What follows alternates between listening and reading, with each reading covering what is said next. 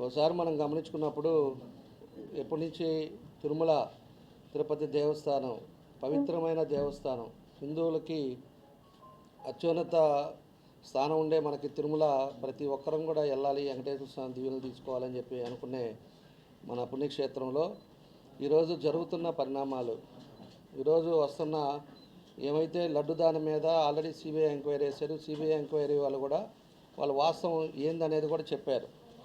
అది కల్తీ కలిసిందని చెప్పేసి సిబిఐ వాళ్ళు కూడా దాన్ని వాళ్ళు నిర్ధారణ చేయడం కూడా మనం చూసాం. ఆ విధంగా ఉండే పరిస్థితుల్లో కూడా నిన్న జరిగిన శాసన మండలిలో వీళ్ళు మరీ ఒకటి మామూలుగానే 1924లో కూడా మనం ఒకసారి గమనించినప్పుడు వాళ్ళ ముఖ్యమంత్రి కాడి నుంచి సైకో ముఖ్యమంత్రిని అందుకే పేరు పెట్టింది అప్పుడు జగన్మోహన్ రెడ్డికి పెట్టిన అప్పుడు ఆయన ఏదైనా కూడా చెప్పాలి అంటే కూడా ఒక మొహమాటం, అబద్ధాలని ఏ విధంగా దాన్ని ప్రజలకి నమ్మించాలి అనే దాంట్లో ఆయన ఒక ఫీలింగ్. ఎవరైనా కూడా మన సామాన్యులు ఒకటి ఏదైనా మాట్లాడాలన్నప్పుడు ఏదైనా అబద్ధం చెప్పేటప్పుడు మన ఫేస్ రీడింగ్లో తెలిసిపోద్ది. ఈ వైఎస్ఆర్ వాళ్ళకైతే అది పూర్తిగా వాళ్ళకి మొహమాటం కూడా లేకుండా అబద్ధాలు చెప్పే దాంట్లో వాళ్ళే దిట్ట అని చెప్పి కూడా మేము తెలియజేస్తున్నాం. అనేక అంశాలు కూడా మనం చూసాం జగన్మోహన్ రెడ్డి చేసినవన్నీ కూడా. అదేవిధంగా ఈరోజు శాసన మండలిలో కూడా ఈ బొత్స కానీ కొంతమంది నిన్న వెంకటేశ్వర స్వామిది అది పేపర్ పెట్టుకొని మీరు లైవ్లో కూడా మనం చూస్తున్నాం, ఆడ టీవీలో కూడా దాంట్లో పెట్టుకొని బూట్లు వేసుకొని చెప్పులు వేసుకొని నిన్న ప్రెస్లో అసెంబ్లీ దగ్గర ప్రెస్లో వాళ్ళు మాట్లాడేది, మేము ఎవరమన్నా ఒకరిని చెప్పులు వేసుకున్నామా, మేము అపవిత్రం చేసామా, వెంకటేశ్వర స్వామి అంటే మాకు గౌరవం ఉంది, కావాలని దీన్ని అన్నీ చేస్తున్నారని చెప్పేసి వాళ్ళు మాట్లాడటం కూడా జరుగుతూ ఉంది. ఇవన్నీ కూడా ప్రజలు గమనించాలి. ప్రజలు కూడా మేము ఏ విధంగా పోరాడుతున్నారో ఎన్డీఏ కూటమి వచ్చిన తర్వాత కూడా ప్రజలు అర్థం చేసుకోవాలి. ఈరోజు వాళ్ళు ఉండే ప్రభుత్వం వాళ్ళ టైంలో దగ్గర 300 గుళ్ళ పైన వాళ్ళు దాడులు చేశారు ఆ రోజు. అప్పుడుండే ఈ జగన్మోహన్ రెడ్డి ఒక్కసారన్నా దాన్ని ఖండించడం కానీ, గుడికి వెళ్ళటం కానీ, ఏదైనా కూడా దాని మీద విచారించటం కానీ ఎక్కడ కూడా చేయకపోగా ఈరోజు మళ్ళా అందుకే ఆ భగవంతుడు ఆశీస్సులతోటి వాళ్ళకి 11 సీట్లు తోటి వాళ్ళని బయట నెట్టారు. ఈరోజు అసెంబ్లీకి కూడా రాకుండా, అసెంబ్లీలో కూడా వాళ్ళు మాట్లాడటానికి ఇంకా ఏం మాట్లాడాలో అర్థం కాకుండా ఈరోజు అసెంబ్లీకే రాకుండా మనం వెళ్ళటం కూడా చూసాం. మనం ఈ రోజుకి అసెంబ్లీకి రారు. మన గవర్నర్ గారు వచ్చినప్పుడు కూడా కరెక్ట్గా 11 నిమిషాలు, 11వ తారీఖు 11 మంది 11 నిమిషాలు ఉండి వెళ్ళిపోవటం జరిగింది. వాళ్ళందరూ కూడా మళ్ళీ ఇంతవరకు రారు. బయట ఉండి వేక మాటలు ఇలాంటివన్నీ కూడా మాట్లాడుతూ ఉన్నారు. ప్రజలు దయచేసి అర్థం చేసుకోవాలని చెప్పి ఈరోజు మేము అందరం కూడా తెలియజేస్తూ ఉన్నాం. ఈరోజు ఉండే కూటమి ప్రభుత్వం వచ్చిన తర్వాత సంక్షేమం పథకాలన్నీ కూడా సూపర్ 6 పథకాలన్నీ కూడా ఇస్తూ ఉన్నాం.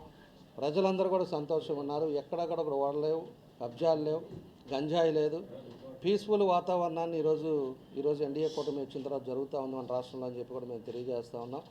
ఇదివరకు రాష్ట్రంలో ఎంతమందిని కొట్టి చంపారో, ఎంతమంది మీద కేసులు పెట్టారో ఇవన్నీ కూడా మనం చూసాం.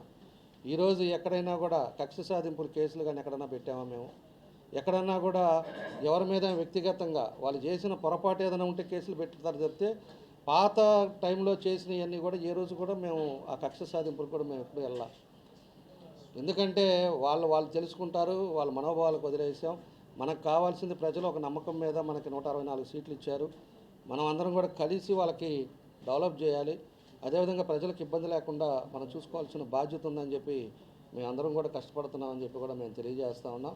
కాబట్టి ఇలాంటివన్నీ కూడా మానుకొని గుళ్ళ మీద దేవుళ్ళ జోలికి వెళ్ళి దేవుళ్ళని కూడా రాజకీయాలు చేసే పరిస్థితి ఈరోజు వైఎస్ఆర్ ప్రభుత్వం ఉందని చెప్పి కూడా తెలియజేస్తూ ఆ ముఖ్యమంత్రికి ఆ భగవంతుడు బుద్ధిని ఇవ్వాలి. అదేవిధంగా ఆ నాయకులు కూడా ఖచ్చితంగా చేసేది అబద్ధం అనేది కూడా వాళ్ళ మనస్సాక్షికి తెలిసి కూడా వాళ్ళు ఆ విధంగా బిహేవ్ చేస్తూ ఉన్నారు. వాళ్ళకి ఆ భగవంతుడు సరైన రీతిలో బుద్ధి చెప్పాలని చెప్పేసి కూడా మేము ఈ సందర్భంగా తెలియజేస్తూ వచ్చిన మీ అందరికి కూడా మనస్ఫూర్తిగా నా అభినందనలు. జరుగుతున్న పరిణామాల మీద ఓసారి అందరం కూడా మన మంత్రి గారు స్వామి గారు, మన జిల్లా అధ్యక్షుడు బొగ్రా గారు, అదేవిధంగా జనసేన తరపున మన రియాజ్ గారు లేరు కాబట్టి రవి గారు, అదేవిధంగా అది పోస్ట్ పోన్ చేశారు.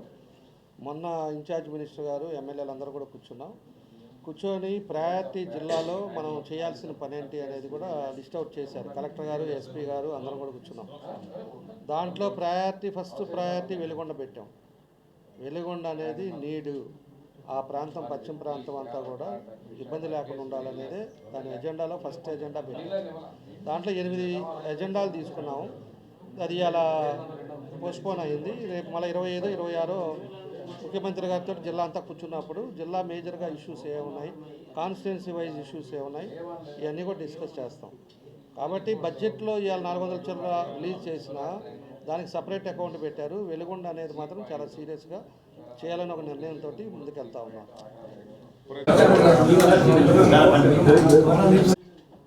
అడల్ట్రేషన్ అని ఉంది, కానీ అడల్ట్రేషన్ లో జంతు మాంసం లేదని 27 ఉన్నాయని వస్తున్నారు.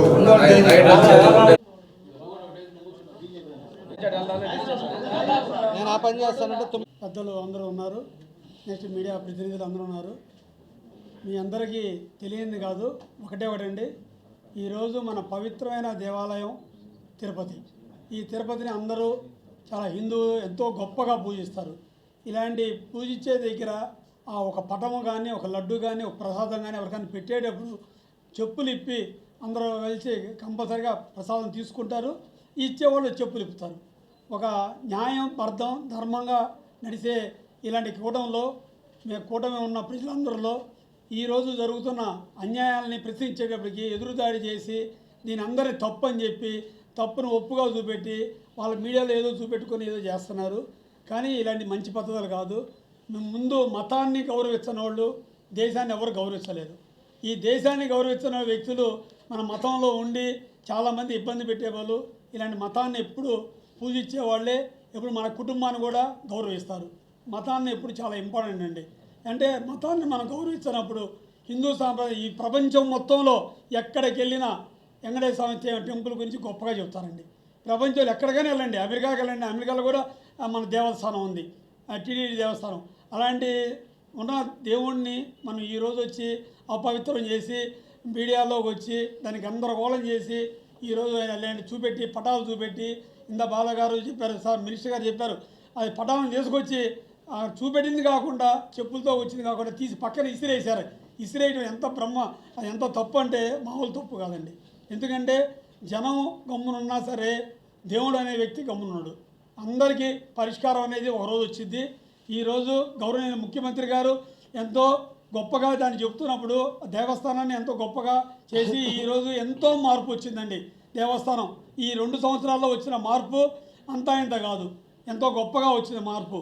అలానే ఈరోజు కూటమి ప్రజలు అందరూ ప్రతి ఒక్కరు కలిసి ఎంతో ముందుకు పోతున్నారు. ఈరోజు అన్ని డెవలప్మెంట్స్ కానీ ఇవన్నీ ఓర్చుకోలేని కొన్ని దాన్ని డైవర్షన్ పాలిటిక్స్ లాగా చేసుకొని వచ్చి ముందుకు తీసుకొస్తున్నారు. అందుకని మీ అందరికీ తెలిసిన విషయాన్ని నేను చెప్పేది కాదు. అందరు పెద్దలు అందరూ ఉన్నారు, ఎమ్మెల్యే గారు, వీళ్ళు అందరూ ప్రతి ఒక్కరు మినిస్టర్ అందరూ ఉన్నారు. మీ అందరికీ ఒకసారి నా ధన్యవాదాలు.